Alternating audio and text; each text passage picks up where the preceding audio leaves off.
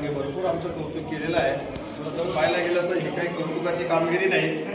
शासनाने आम्हाला सुरक्षिततेसाठी जनतेच्या सेवेसाठी नेमलेलं आहे.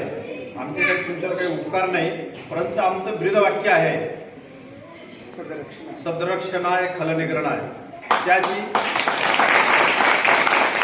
सज्जनांना आम्ही आधार वाटावा, दुर्जनांचा आम्ही नाश करावा, हे आमचं कायद्याचं जे ब्रीदवाक्य आहे याने आम्ही पछाडलेलो असतो. ज्या दिवशी घटना घडली ती वेळ 10:30ची होती. आम्ही इथे 11:45ला पोहोचतो होतो गारगाववरून. आम्हाला आत्मा हा समाधान देत नव्हता.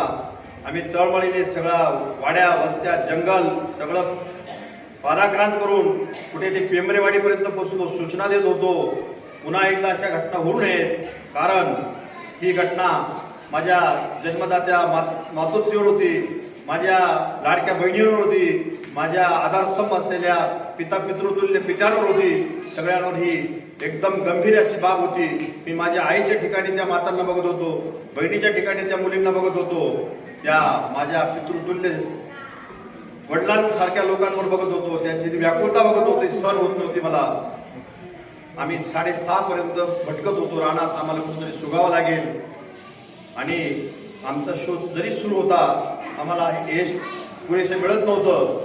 परंतु ह्याच मंदिरात मी तुम्हाला शपथ घेऊन वचन दिलं होतं की एक वेळ मी तुम्हाला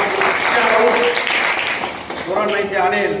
सरांनी सांगितलं मुसके आवळेला आम्हाला बघायचं होतं. परंतु एक आता आम्ही कुरकुटवाडीला कुठे गेलो होतो, तिथं पण त्यांनी चोरी केली होती. सचिन कुरकुटे काय नाव आहे त्यांचं.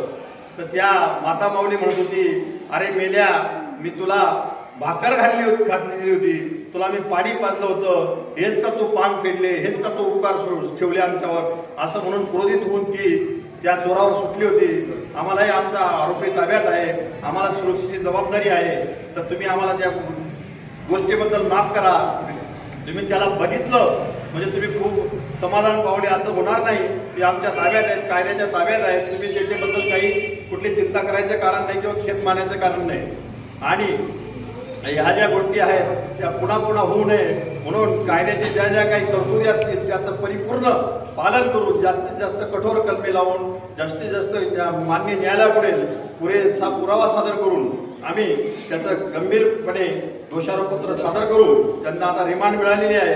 रिमांडमध्ये त्यांनी आम्हाला गुन्ह्यामध्ये वापरलेले जे कोयते आहेत कुठून घेतले, सुरे कुठून घेतले, ते कुठं लपून ठेवले, दागिने कुठे ठेवले होते, ते सगळे काढून दिलेलं आहे. ते आता जप्त करण्यात आलेलं आहे.